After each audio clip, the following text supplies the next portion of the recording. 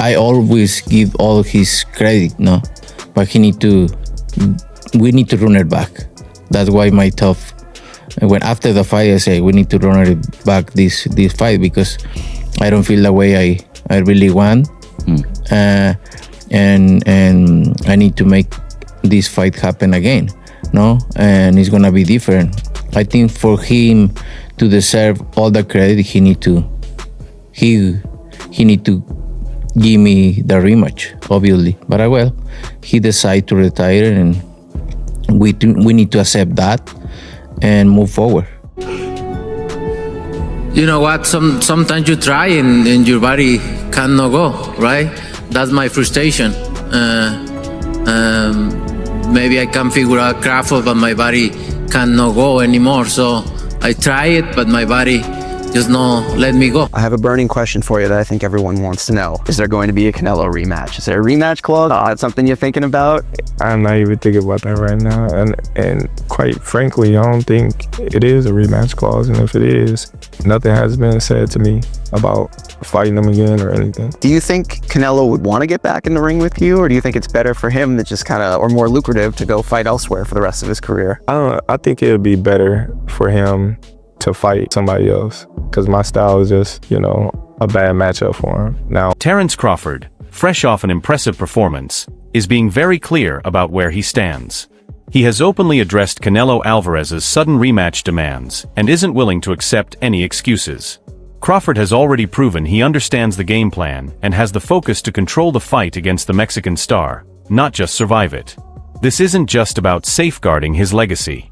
It's about commanding respect, and Crawford is ready to put an end to all the excuses once and for all. Did you watch the Terence Crawford Canelo Alvarez fight? Yeah, I did. Woo, talk about slick. Oh my goodness. Who's ever done that? Who's ever jumped up 2 weight classes like that? It's crazy. Scary. He's so clever, and it got to the point where he got so comfortable, he's like pit-patting him, and then like, what? And you're watching, like, this is amazing. Like, that's history, obviously. You shouldn't be able to do that. You shouldn't be able to fight at that weight for the first time ever. Against one of the greatest greatest of all time, and do what you did. You're beyond an outlier. You're an anomaly. Terence Crawford did something remarkable, stepping up multiple weight classes to take on the naturally bigger Saul Canelo Alvarez. Instead of playing it safe or just getting by, Crawford put on an outstanding performance. He met Canelo head-on, using sharp angles, precise counters, and perfect defense that left the super middleweight champ visibly hurt and frustrated. The defining moment came after the fight at the press conference. Canelo offered no excuses, admitted he couldn't figure out Crawford's style, and even said Crawford was far better than Floyd Mayweather. It was a moment that showed true respect. And lastly for me, champ, in the world of comparisons that we live in right now, if you can, compare and contrast the fight between yourself and Floyd Mayweather Jr. and tonight's bout with Terence Bud Crawford, if you can. No, I think Crawford is way better than Floyd Mayweather. Just a few months later, Canelo's humble attitude has completely vanished. He recently talked about the loss, but his story has changed so much that fans are struggling to take it seriously. Now he claims his body didn't cooperate that night, blaming severe leg cramps, elbow issues that supposedly needed surgery, and a sudden loss of focus. The combat sports world hasn't held back, with social media relentlessly comparing these excuses to Deontay Wilder's infamous costume story. The turnaround is shocking, especially from someone who once prided himself on never making excuses. Things get even stranger with Canelo's new demands. He isn't just explaining the loss, he's insisting that Crawford owes him a rematch. On a recent podcast, he boldly stated that for Bud to get full credit for the win, they must fight again this September. But the reality is harsh. The original contract had no rematch clause. Crawford left it out deliberately, along with any rehydration limits, to make sure Canelo was at his peak and the win would be legitimate. Now, with Crawford planning to retire in December 2025, Canelo is grasping for leverage that simply doesn't exist. He was given a lot of credit. There's no rehydration clause, blah, blah. Oh my God, Bud's such a fighter. I'm up here making the argument, see, no excuses. He doesn't need a Mayweather rehydration clause. But really, why did he do all that? Because if you want the shot, you got to do it according to Canelo's terms. Yes. He still beat Canelo comprehensively and decisively. In the rematch, Crawford would be within his rights to say, okay, wait a minute. Now there's going to be a rehydration clause. Now there are going to be some things that favor me. And once that happens, it's just going to get worse for Canelo. I wouldn't like that with Crawford's legacy. I don't think it fits with his character. If you were Canelo, if you were Crawford, like, I understand what you mean. I already proved my point the first time. All right, you want the rematch? Okay, but now it's going to be on my conditions. I think maybe different money terms. Say you want parity and money, which obviously never has been with Canelo, stuff like that. See, that's my thing. You begging for this fight, and you go on these shows where he's I don't think he's begging for it either. He's not begging. You know what? Shady loves to say that. Oh, why did you get into it with fighters? You know why? Because I interact with the fighters. Let's get Canelo here, and then you say this to Canelo. You think I'm gonna get this thing? I don't care about none of that. Listen, man. You might think a massive payday could tempt any retired fighter, but Terence Crawford is in a league of his own. Rumors say Turki Alalshik offered a staggering $100 million to lure Bud out of retirement for a second fight. For most athletes, that kind of money would be impossible to refuse. Crawford's response, however, shocked the boxing world. He said no, making it clear he can't be bought. He stressed that his principles and personal integrity matter far more than another huge paycheck, proving he's one of the rare stars not driven just by money. Don't got $100 million for me, don't even talk to me about it. And that's what I'm talking about. That's what I like to hear. Basically, let me translate, because we know Crawford don't like to do too much trash talking. He likes to keep it clean. What Crawford is saying to Canelo, the price on your head for a rematch is $100 million, because he already collected it last time. So is not gonna go with the rematch. Talk is cheap. With Crawford being the A side, with Crawford getting the lion's share, with Crawford getting fair judges, mainly, Canelo is gonna say, hell nah, to the no rematch. I'm telling you, he gonna start speaking English again. We haven't heard Canelo speak English for a minute now, I think. As soon as they show Canelo Alvarez the realistic terms on the contract for the rematch, he's gonna wake up to reality. The true reason Crawford is walking away from a huge payday is deeper and rarely talked about in boxing's flashy world. When discussing a possible rematch, Bud explained that it's not the fight itself that's the issue. The real challenge is the intense toll of a top-level training camp. Spending months pushing his body to the limit just to face a massive opponent can leave lasting damage.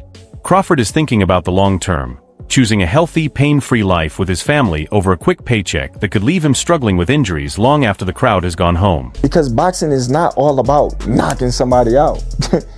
Yes, that's part of it. That can happen, but boxing is a sport where you can outpoint somebody too. That's why they go to the scorecard. I appreciate that take, bro. That's real educated, man, real thoughtful. But you ain't had a decision win in a long time, bro. You known for like being a great finisher. So I appreciate that. But that ain't how you moving though. Right. Please explain that to me. You just saying overall. Yeah, overall. You say, hey, I like to do this, but this is not for everybody. It's definitely not, because it's a price to pay. It's definitely a price to pay when you fight those type of fights. Yeah. When everybody thinks nothing going on. Yeah. But all them punches add up. Yeah, buddy. All them punches add up. He ain't got a bruise or nothing. Yeah. He didn't take no punishments. Like, bro, my head hurt. Your head hurt. I'm in this room right now trying to get right, and y'all chilling, partying downstairs. Yeah, like all them punches add up. Punches in sparring add up. All them punches add up, and when one is good one day, and then it just all hit him out of the blue. He ain't even boxing no more. It just hit him, and then people be like, "Man, you all right, man? What's wrong with you?" You never know when that's gonna happen. You never know. It's gonna come. Yeah. You never know. Long enough. Yeah. And it's just like, dang. You know what I mean? Is you all right? Yeah, I'm good. You might start slurring a little bit. You might start forgetting a lot of things. Yeah. You might get a little dementia. You might keep repeating the same thing over and over, and you don't even know it. But that's from all that accumulation of punches to the brain. But I know you probably have too. I done been in the presence of fighters, bro, where that stuff is happening, and I'm like, where they say something to you and they just told you 2-3 minutes earlier, you like, brother, you just said that. Definitely. That's scary to me. Definitely. That's scary to me. Instead of getting caught up in a messy media fight, Crawford has perfected the smartest PR move, staying silent. While Canelo hops from podcast to podcast, airing his complaints, Crawford hasn't answered a single one. That calm confidence is frustrating his critics because there's nothing to attack. After his historic win, Crawford asked the crowd, "What more can they say now?" That question has only gained power over time. By remaining quiet, Bud keeps the moral high ground, letting his perfect unanimous decision speak for itself while Canelo wrestles with his own frustrations. I have a burning question for you that I think everyone wants to know. Is there going to be a Canelo rematch? Is there a rematch clause? That's something you're thinking about? I'm not even thinking about that right now.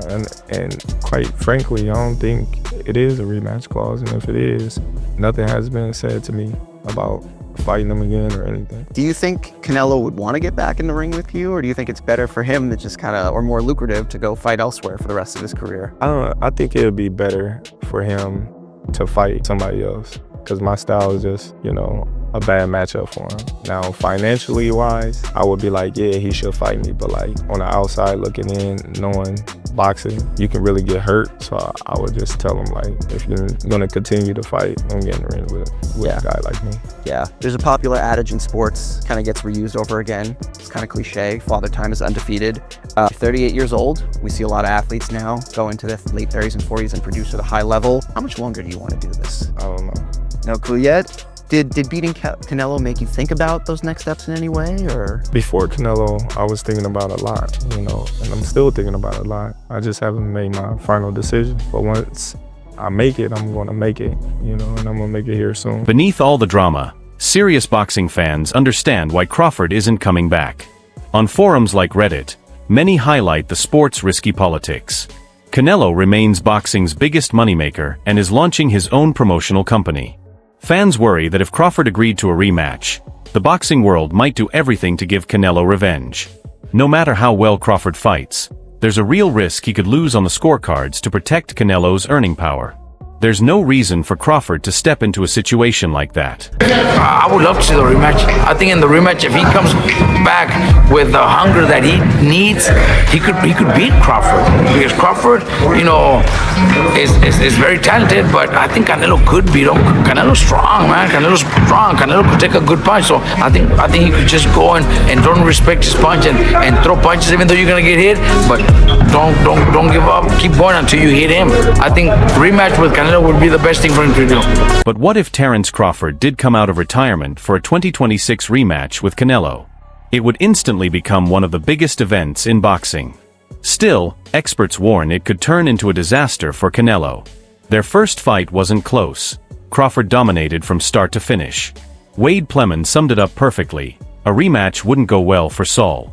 I don't know how this goes well for Canelo in a rematch. Honestly, you look at the first fight, and the things that plagued Canelo were essentially the things that plague him against most boxers. His flat feet, his lack of movement, his lack of volume. He couldn't get to Terence. He was overextending. He was getting caught with counter shots as he overextended. The big shown around, memed, and replayed moment of the fight is Canelo trying to throw a hook and a right hand, and Terence Crawford slipping on the outside and banging the left hand counter behind it. Canelo was beaten to the punch from distance. He was beaten in exchanges, and even in points in the fight, he was beaten inside by Terence Crawford. This was I wouldn't say dominant, but I would say more one-sided than I thought win for Terence Crawford, where he flat out outboxed Canelo and he took Canelo's power. Like, there were times where Canelo landed the big right hand and Terence Crawford took it. So what would be different if they fought again? The only different thing that potentially could happen would be in Canelo's hands. He would have to find ways to be different, and as much as I would love to believe that's possible, Canelo getting up there in age, I understand Terence Crawford is older, but Terence Crawford already fights at a way that's advantageous versus Canelo. He doesn't really have to change much. And he's fighting up a couple of weight classes from where he normally did, so he doesn't have to really worry about a weight cut either, and he's filled into that weight class because he looked just as big, if not bigger, that Canelo Alvarez did on fight night. So the question is, Wade didn't hold back, pointing out that Canelo keeps making the same mistakes in every fight, no matter who he faces. He noted Canelo's flat-footed stance, limited movement, and low punch output. These weaknesses were obvious in their first fight, and Crawford took full advantage. According to Wade, Canelo still has a lot of work to do in the gym before even considering a rematch. Crawford, meanwhile, only has to show up. He already knows exactly how to beat him. Realistically think Canelo could and should and would do differently for this fight is he would have to fight Terence Crawford like he fought Sergey Kovalev at 175. That's genuinely what he would have to do. He'd have to be lighter on his feet, he'd have to throw more combinations, and he'd have to be quicker with his hands, as he was in that fight. And I'm not saying that he changes everything about himself. Canelo had success in moments with Bud Crawford, but that's what he would have to do and some, right? He would have to be able to add layers to his game and not be so flat-footed. And if he's going to combination punch, he's got to do so in the fire with Terence Crawford, which going into the first fight, I didn't think Terence Crawford was going to have as much success with his combination punching because he'd have to be in front of the powerful hands of Canelo. But again, he was able to do so off the back foot and front because Canelo threw one at a time. He threw the jab or the right hand, or he threw the hook right hand. And again, Terence Crawford remained mostly southpaw, which does give Canelo problems because now he has to lead with his backhand versus punctuate with it. And his jab gets neutralized, and it's just a mess of a fight for Canelo. It really is. I don't hate that he wants to get that back. And the matchup itself is, again, one of the only ones that Canelo can still have. Make a shit ton of money and potentially not completely kill his star. Wade explained that the only way Canelo could defeat Bud Crawford is by performing at his very best. He pointed to one of Canelo's previous top fights to show what the fighter is truly capable of. According to Wade, Canelo would need to correct every mistake from their first fight and give everything he has if he wants any chance in a rematch against Bud.